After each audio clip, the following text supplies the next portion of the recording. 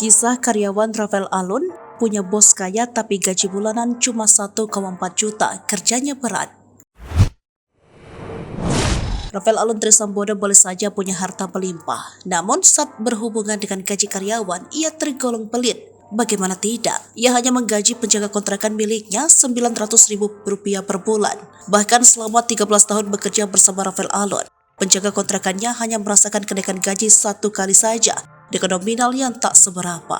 Sehingga meskipun mantan pejabat Direktorat Jenderal Pajak Rafael Alun Trisambodo memiliki harta sebanyak Rp56 miliar berdasarkan catatan laporan harta kekayaan penyelenggaraan negara tahun 2021.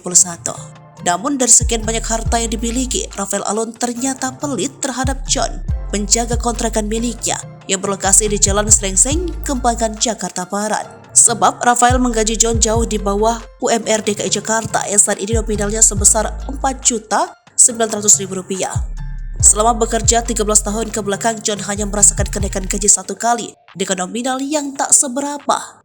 Padahal ada banyak tugas yang harus dikerjakan selain menjaga kontrakan. Pria asal Flores, NTT itu ditugaskan untuk membersihkan area kontrakan hingga menjaga keamanan.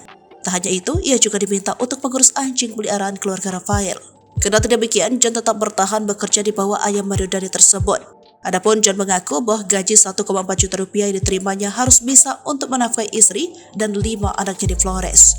Karena itu, dia memutar otak untuk mengatur keuangan agar bisa menghidupi keluarga di kampungnya dan dirinya sendiri di ibu kota. Adapun Rafael Alun memiliki 21 kamar kontrakan yang berlokasi di Jakarta Barat. Dari total itu, kini 9 kamar masih ditempati oleh penyewa meski aset tersebut telah disita oleh KPK.